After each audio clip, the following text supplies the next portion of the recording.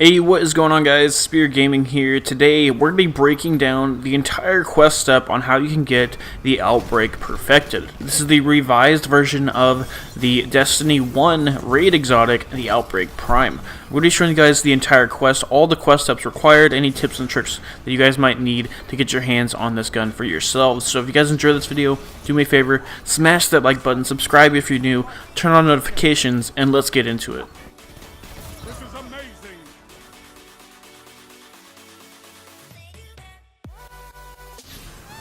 So first off, I want to clarify that there's a lot of misinformation and just flat out wrong information when it comes to how you can actually get this quest step to drop. So if anything does change apart from what I'm telling you guys in this video, I will have it pinned down in the comment section below.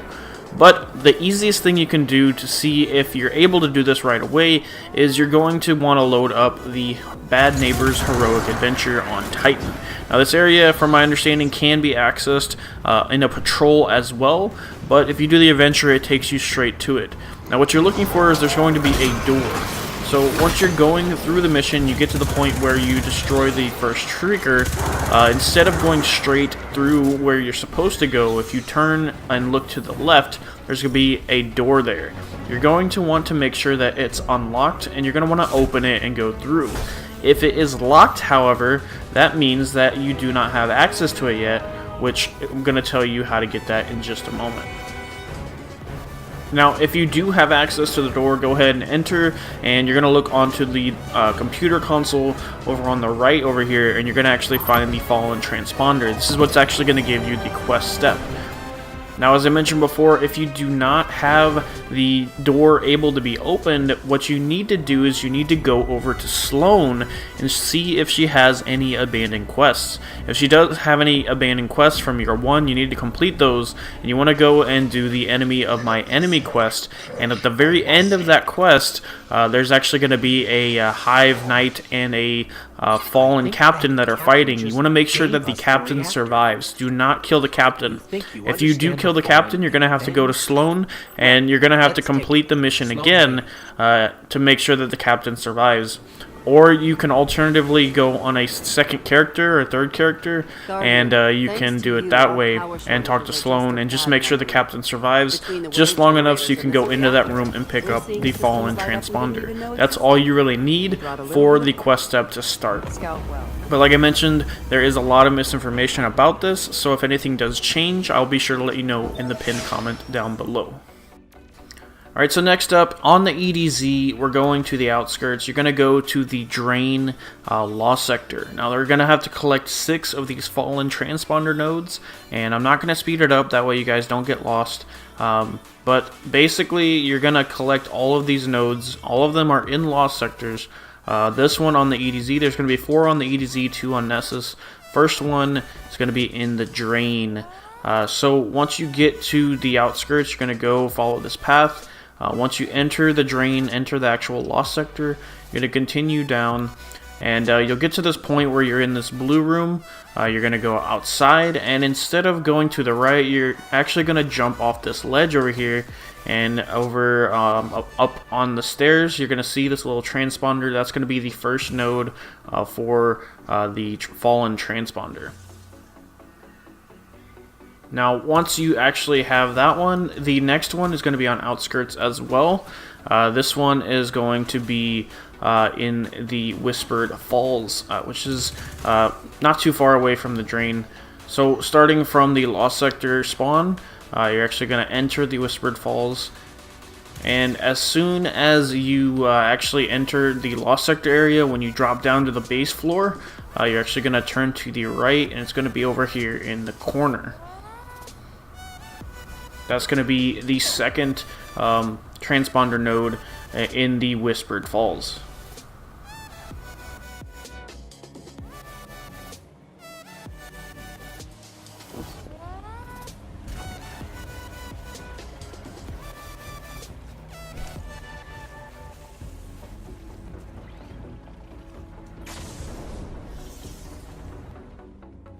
Alright, so the next transponder node is going to be in Trostland. This one's actually going to be in the basement of the church, the Atrium. So if you're going and looking at the Lost Sector entrance, go ahead and go down the stairs. You're going to basically run through like if you're completing the Lost Sector like normal, but once you get to this part and you'll see where the path kind of just drops down, you're actually going to turn to the left and you'll see there's this little doorway, little room, and there's actually going to be inside the room is going to be the Fallen Transponder. So right here, where you drop down normally, the stairs are kind of broken. Look to the left, and you're going to see it over here in the corner behind this wall. That's going to be the next, the third transponder node. Now there's going to be the last one in the EDZ, and that's actually going to be the Widow's Walk. So outside of the church, if you're looking at the church, it's going to be to the left, like if you're leaving the Lost Sector that you were just at. You can see here on the map. The Widow's Walk is going to be, it's actually going to be above the chest for the Lost Sector. It's actually going to be above the platform, like kind of above the chest, basically, like the next floor that's right above the chest. You'll see the transponder once you jump up there. That's going to be the last one in the EDZ.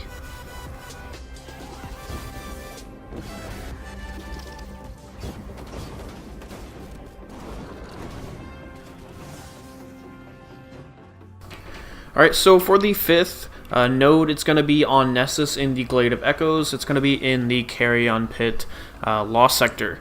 So this Lost Sector, it does take a little bit to get to, but you're going to go ahead and enter the Lost Sector here.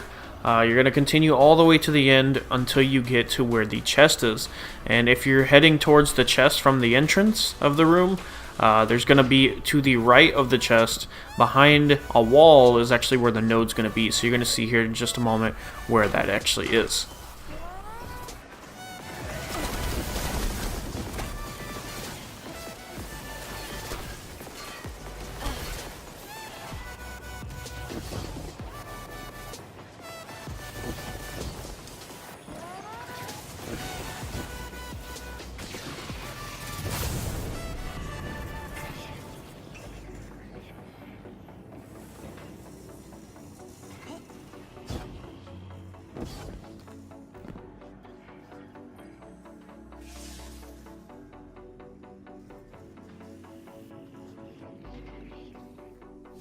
Alright, so the final node is going to be in Exodus Black. This is going to be in the Rift Lost Sector. Again, these Nessus Lost Sectors take a bit to get to, but you're going to go ahead and enter the Lost Sector, and once you reach the very end where the chest is, if you're going to open the chest, you're going to want to turn directly 180 degrees, and basically the same level floor of the chest, you're going to see a container.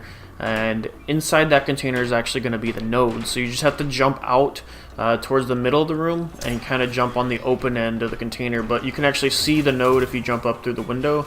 And that's actually going to be the final node you need to get the Fallen Transponder completed.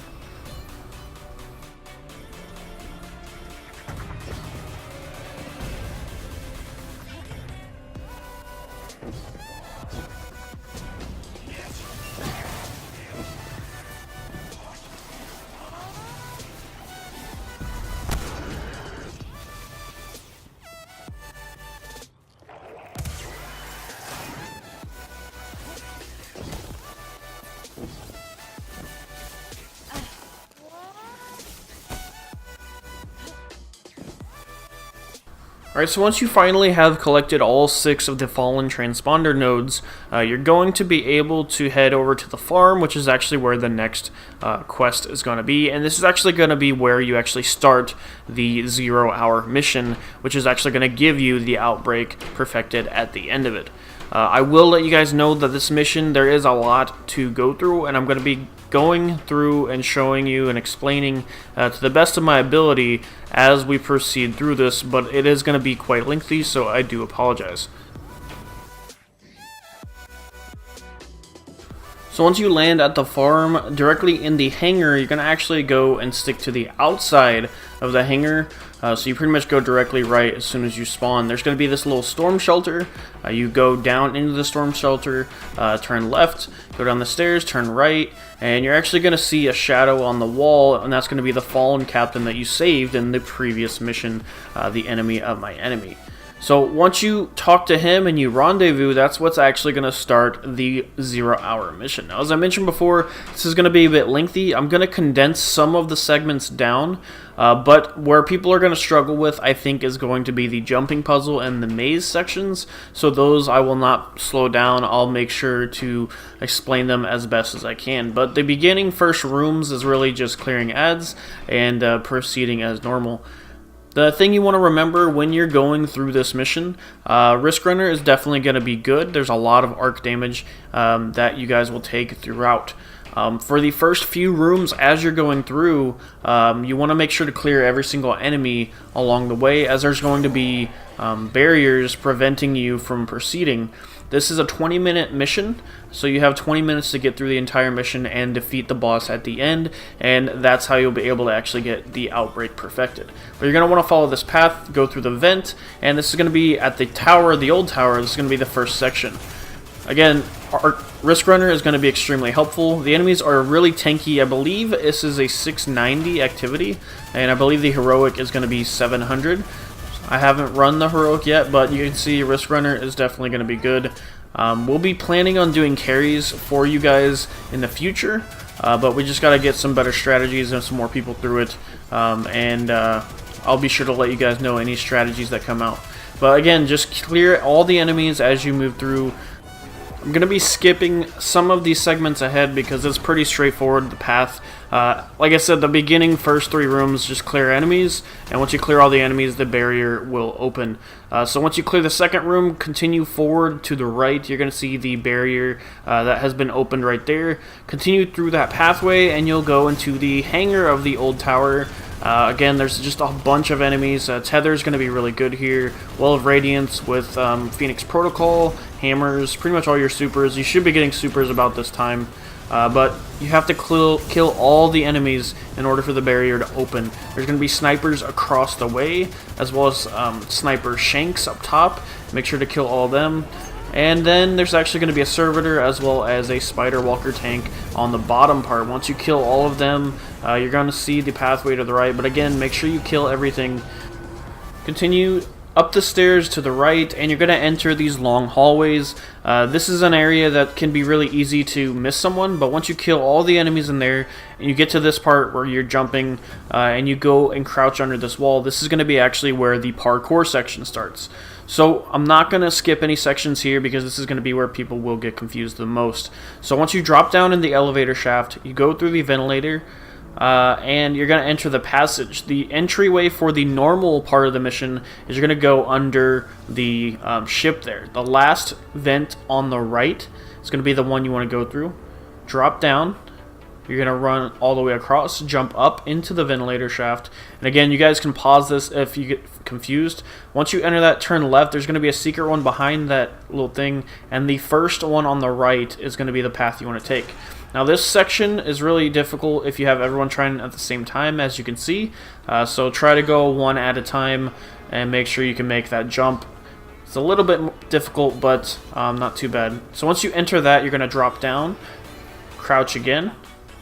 You're going to turn to the right, then you're going to turn to the left. This is where you're going to jump on this little crane thing over here, and you're going to do like a jump as well. It's going to be underneath the wall. Now there's a button down here you can press that'll actually bring that platform out and make it easier. Right there's the button you can see. So if you get there first, make sure you hit that button for anyone that's behind you.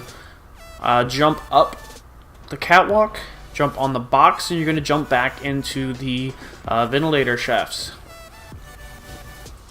Alright, now once we get to this part, we're going to drop down. And this section, what we like to do is jump up and to the right every time. So as we're progressing, we're always going to turn to the right. So you'll jump up once, twice, keep going up. It's pretty much going to be the second from the top vent. So you can see right here, jump up one more. So we're all the way at the top right here. So I actually did pass it. That vent right there is the one you're going to want to go through. So from the bottom, if you jump up and keep going to the right, you'll find it. Now, you're going to want to run and slide through all of these, crouch through. And this is going to be the fan section. So You want to drop down onto the middle part of the fans, and when you jump, use the outside walls, and you're going to hug the walls as you drop through each fan. So you want to be careful not to move towards the center because obviously you'll get killed, and this might take people a little bit of time to get used to, but it's not too bad overall. Once you get to the very bottom, you're going to go through the vent again. And this is where you're going to jump to the outsides of the walls. Again, there's another button you can press if you get there first, and it's actually going to spawn those platforms to make it easier for everyone else trying to run it. But normally those ledges on the side, that's the ledges you would actually take. So once you jump all the way down here, you can see there's that button on the wall right there. So again, if you get there first, to make sure you press it for anyone that's behind you. Continuing on through the vents, you're going to turn right, go through that vent. We're going to drop down one more time, and we're going to be actually in the ventilation chamber. Now this is the maze section. So if you look at the map, you're going to see that there's 3 red triangles. Those are going to be the different switches we have to turn off. You can see Amigo just turned that one off. So what you're going to want to do to actually enter, it's going to be the blue light in the room right there. You're going to go through the vents and you're going to drop down. Now what you want is you want some of your fire team members to go to the left and try to activate those switches, and some of them go to the right. Basically the maze is just a big square. But the thing is, there's going to be arc walls preventing you from moving, as well as a killer robot that's down here. And you can see him and hear him when he's getting near. So if I'm going to the left because that's the last switches that need to be hit. There's L1 and L2. So just hug the left side of the wall and you'll see this little pathway from the maze, or from the map we saw earlier. But here's going to be one of the buttons we have to press, right? So that's L1. Here's the arc wall. It's going to activate one every time you hit a button, and you just have to wait it out. Now you have to be careful because the killer robot, you'll see go by right here, he can actually stop and come down the hallways with the levers, so you do have to be careful. To avoid him right there in the middle, there is a segment with, there's pipes you can jump on that you can go from the left side to the right side really easily. And there's also going to be holes in the wall you can crouch into to avoid the robot. This is just going to take some coordination with your team to figure out where the robot is, and that way you can make sure. You can see here, he almost got me. Okay, there we go. Okay, so we hit both L1 and L2. Amigo already got R1, R2. Again, it's just going to take coordination. It's not too hard if you guys are aware of where the robot is. But alright, once you get to the very end, you'll see the exit, and you'll see the catwalk with the elevators. There's 4 elevators. You can hit the button, hold square, and you can go up. This is the part of the guide where if you're wanting to run something different for the actual boss fight, this is where I would change it as you're moving up this elevator, because it's extremely slow. So what I was running, what I would suggest running is Risk Runner for the boss. Having at least one person with long range will be good, like either a bow or a scout rifle or maybe a pulse rifle. I was running Tether with Orpheus rigs. I think that was pretty good. This part you just want to stick in the middle of the drop, and you want to make sure you jump before you hit the end, because you're going to be hitting the wall extremely fast. Now once you hit the stairs, go right through the vent, and that's actually going to complete the parkour section of this mission. Now you can see here we've got 8 minutes on the clock, which is plenty of time to be able to get it done. Now in this room you have to touch that secret emblem on the wall. That's going to open up the final doorway. I just wanted to throw that in there in case you guys do get lost.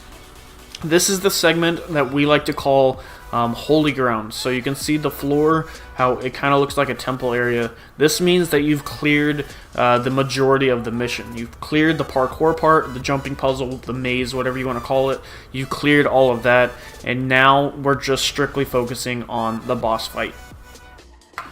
Now the boss fight itself is not too difficult. There's going to be basically different waves of enemies. Again, the same theme throughout the entire mission. You're going to have to kill all the enemies in order to finish the mission. So when it starts out, he's going to have a bunch of enemies around him. This is where your long-range weapons will come in handy. You want to kill all of the snipers as well as the turrets. There's going to be one on each side of him. Once you start doing damage to him, he's going to teleport around the room, and each time he does, he's going to spawn a servitor as well as a bunch of shanks. Those are going to be very painful to deal with, but not too hard altogether. Once you teleport around the room and you kill him, kill all the enemies, and there's going to be 2 spider tanks that spawn. Once you kill the spider tanks and all the enemies, you just have him. And once he's about to die, it's going to spawn a last wave of enemies as well. Defeat everything in the room, all the ads, all the bosses, everything, spider tanks, and you're going to get the weapon to drop. The captain that helped you with this mission is going to teleport away, and he's going to leave you behind the Outbreak perfected gun. That's going to be it for this guide. I know it was very lengthy. Like I said, I'm going to give you guys updates if we find any strats or best builds for this, but we are planning on doing carries in the future, so you can definitely plan on expecting that right here on the channel. Thank you so much for watching. If you guys did stick through to the very end, I do appreciate that very much, and hopefully this guide helps you out. Again, if it does, please sure to do me a favor, smash that like button, subscribe if you're new, turn on notifications, and I'll see you guys in the next one.